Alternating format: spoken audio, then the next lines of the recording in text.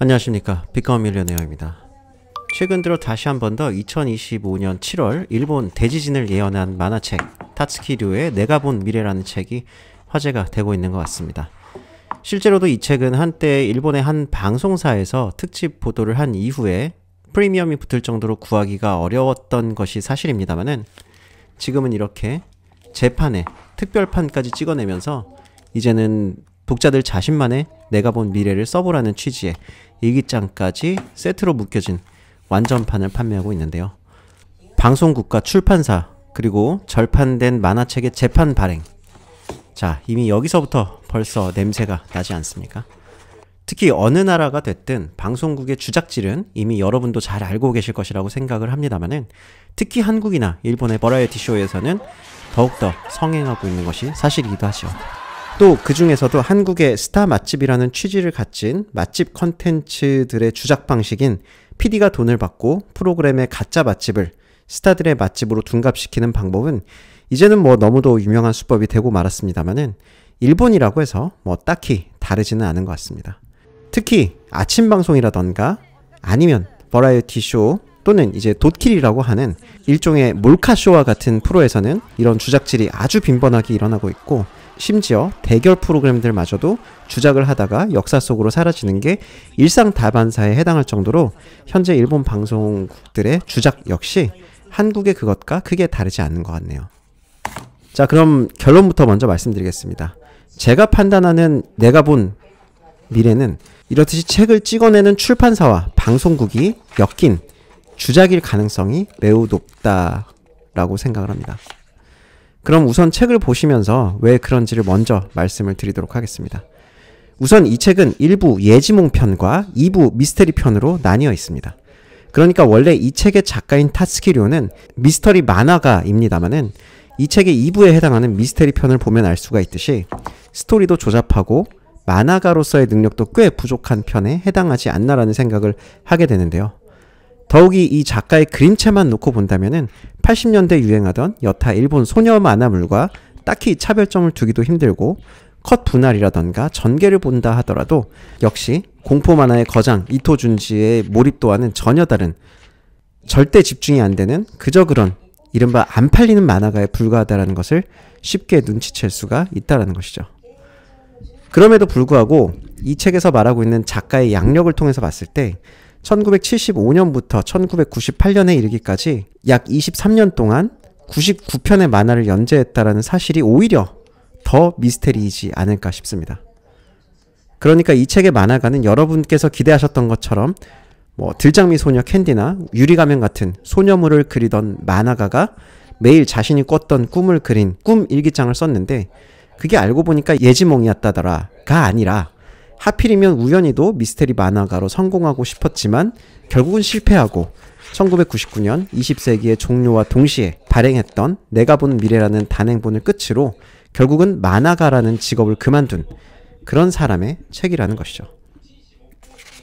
심지어 이 1999년 발행된 이 책의 원래 타이틀은 당시 공포 TV 시리즈로 유명했던 혼돈이 아따 코아이 하나시, 일명 혼코아를 그대로 차용한 진짜로 있었던 무서운 이야기 코믹스판 내가 본 미래였습니다.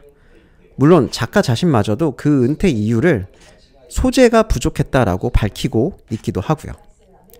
물론 그렇다라고 해서 저는 이 책의 작가인 타츠키료가 직접 주작질을 했다라고 말씀을 드리고 있는 것은 아닙니다. 왜냐하면 이 책이 발간되었던 것이 1999년 7월인데 겉표지에 보이듯이 대재난은 2011년 3월이라는 문구가 명확하게 찍혀 있으니까 말이죠. 더욱이 실제 이 책 안에서도 꿈일기 편의 가장 첫 번째 에피소드로 등장하는 것이 바로 일본 대지진 예언이었을 정도로 2011년 대재난을 예고했다는 사실이 바뀌지는 않을 것입니다. 하지만 동일본 대지진을 제외하고 나머지 다이아나 비의 사망이라던가 오사키 유타카의 사망 또는 코베 대지진과 같은 예지몽은 거의 노스트라다무스의 예언을 후세가 끼워 맞추기를 하는 정도의 수준에 불과하다라는 사실 또한 역시 함께 확인하실 수가 있기 때문에 오히려 억지성 에피소드에 더 가깝다라는 것을 아실 수가 있다는 것이죠.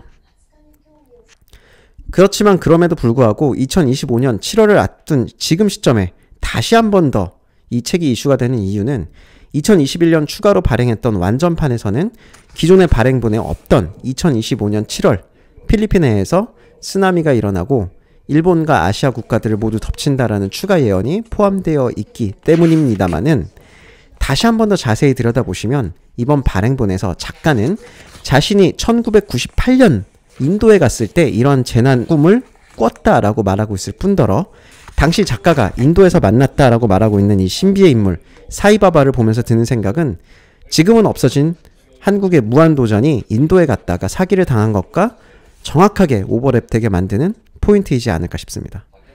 그러니까 이번 완전판에서의 예언을 신비화하기 위한 수단으로서 이 인도의 미스터리 인물 사이바바라는 정체불명의 남성 사진까지 첨부해 가면서 애써 노력을 하고 있다라는 것입니다만은, 이것이 작가의 노력인지 아니면 출판사와 편집자의 노력인지는 당사자들만이 알 수가 있다는 것입니다.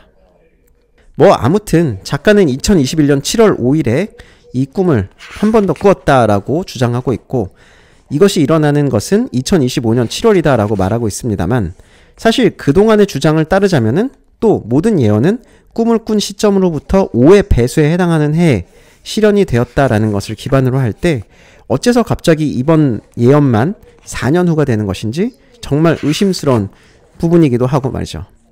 아무튼 내가 본 미래 완전판의 꿈일기 편은 그 끝맺음을 2011년의 대재해 당시와는 다르게 이번에는 대재난이라는 글자가 보였지만, 다시금 인류는 전쟁 없이 평화롭게 살아간다로 마무리하고 있음 또한 확인해 보실 수가 있습니다. 노스트라다무스나 바바방가와 같은 대재난 이후 인류 문명의 리셋과 전쟁 없는 평화로운 세상이 도래한다라는 이런 진부한 스토리 라인은 어째서 이 작가가 소재 고갈로 은퇴를 했는지 알 수 있게 만드는 그런 중요한 대목인 것 같습니다. 자, 그렇다면 이렇게 허술하고 또 그 의도가 다분한 소재 고갈로 은퇴한 만화가의 책이 어째서 일본 내 누적 판매 100만 부에 달하고 있고, 심지어 국내에선 번역본까지 출간되는 현상이 일어나는 것이며, 하다못해 홍콩에서는 일본 여행을 취소하는 말도 안 되는 이런 현상까지 벌어지는 것일까? 라는 질문을 하지 않을 수가 없을 것 같은데요. 물론 이러한 현상은 간단히 군중심리라는 단어로 치부할 수도 있겠습니다만은, 사실은 그보다 더 깊은 일본 정부의 숨겨진 의도가 있지 않을까 싶습니다. 그 일례로서 제가 일본의 서점에서 수도직하 대지진이라고 하는 타이틀의 책을 본 게 지난 2011년 동일본 대지진 그 이전부터였습니다. 그러니까 도쿄 바로 아래를 강타하는 대지진이 곧 올 것이다 라는 예측을 기반으로 하는 책이었습니다만은, 심지어 저 또한 그 책을 접하고 나서 십수년 전에 꾼 꿈속에서 후지산이 분화하고 마그마 덩어리가 날아오는 것을 피해서 오다이바에서 피난길에 오르는 꿈을 꾼 적도 있었습니다만은, 하지만 아쉽게도 수도직하 지진은 지금까지 20년 넘게 매년 올 수 있다를 반복하고 있고, 올해도 마찬가지 현상을 계속해서 반복하고 있을 뿐이다 라는 것이죠. 그러니까 이번 현상은 단순히 지진에 대한 경고성 메시지가 아닌 어쩌면 돈과 더 관계가 있음을 여기서 한 번 더 의심을 하실 수가 있다는 것입니다. 물론 한국에서만 거주를 해오신 분들께는 다소 생소한 부분일 수가 있겠지만, 일본은 기본적으로 지진이 많이 발생하는 나라입니다. 그리고 일본에서 정규 교육을 받으면서 자라다 보면은 누구나 지진과 같은 재난으로부터의 대피 교육을 받고 자라나죠. 또 정상적인 일본의 가정이라면은 항상 문 앞 신발장 같은 곳에 재난 대비 용품이 구비된 백팩인 방제백이라는 것이 구비가 되어 있습니다.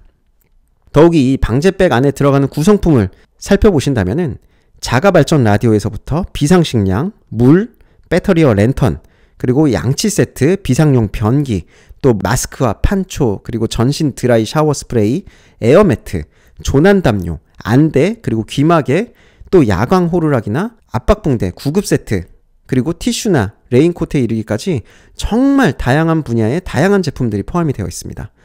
그리고 이러한 방제백의 구성품들은 당연히 유효기간이 있는 것이고, 짧게는 1, 2년, 보통은 3에서 5년이면 그 유효기간이 다하기 때문에 이러한 수요는 지진이라는 위험성이 일본에 존재하는 이상 계속해서 발생할 수밖에 없다는 것이죠.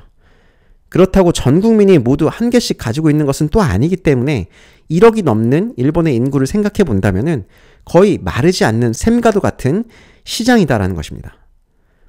실제로도 2011년 동일본 대지진 이후 일본에서는 방제용품 시장이 꾸준히 성장하고 있고요. 특히 지진뿐만이 아니라 태풍과 같이 고립 가능한 상황을 대비해서 방제용품의 수요 또한 함께 상승을 하고 있기 때문에 이것을 정리해 본다면은 거대 재난이 발생할 수 있다라는 매스컴의 보도는 방제용품의 소비 증가로 이어지고 방제용품 제조사들의 매출 증대로까지 이어진다는 것입니다. 그래서 이것은 단지 저 개인의 주장이 아니라 매년 일본에서 대지진 예측이 나올 때마다 뉴스를 통해서 나오는 패턴이자 팩트이기 때문에 심지어 국내에서도 조금만 검색을 해보시면 찾을 수 있는 기사들도 넘쳐나는 것이 현실이고요. 따라서 일본 정부가 직접 2025년 7월의 거대 지진 및 쓰나미로 인해서 일본이 침몰합니다 라고는 할 수 없는 거니까 비공식적인 루트인 일본 내 미디어들을 통해서 영화나 드라마, 버라이어티 쇼를 제작해서 위기를 조장함으로 인해 방제 시장의 매출을 끌어올리고 이를 통해 내수를 진작시키는 이른바 패닉 마케팅을 펼치고 있다는 것입니다. 마치 지난 2020년 도쿄올림픽 당시에 선수촌 집기 납품을 일본 정부 관련 업자들이 공급을 하면서 내수를 진작한다라는 취지로 이익을 취하고자 했던 것과도 비슷한 일을 이번에는 지진이라는 이름으로 장기간에 걸쳐서 자행을 하고 있다는 것입니다. 물론 이번 7월 필리핀의 해저에 수장되어 있던 수소폭탄들이 지각 변동에 휩쓸려서 폭발하면서 엄청난 쓰나미가 몰려옴으로 인해 타츠키류의 내가 본 미래가 실현이 될 수도 있겠습니다마는 이와는 반대로 지금 이 순간에도 AKB 용지아치 출신의 아이돌이 주연으로 등장하는 영화 2025년 7월 5일 오전 4시 18분이 개봉을 앞두고 있다는 사실을 생각해 보신다면 결국 내가 본 미래 또한 일련의 패닉 마케팅의 일환으로서 이용하길 원한 방송국과 또 이용당하길 원한 출판사 그리고 그 뒤에서 흐뭇하게 웃고 있는 이시바 시게루와 같은 일본의 내각에 의해 그려진 큰 그림이지 않을까 싶습니다. 石破総理大臣は参議院本会議で行われた代表質問で2026年度中の設置を目指す防災庁について果たす役割の意義を改めて強調しました。災害対応を通じて得られる経験や教訓を着実に蓄積しながら事前防災の徹底により被害の最小化を図るとともに発災直後から被災者の方々が避難所において尊厳ある生活を営める環境を整備いたしてまいります。その上で地域のボランティア人材を育成するための研修やボランティア団体の登録制度の創設を進め地域の防災力の向上を図る考えを示しました。政府は防災庁の役割や体制を話し合う有識者会議の初会合を明日開く予定で夏頃までに議論の結果を取りまとめる方針です。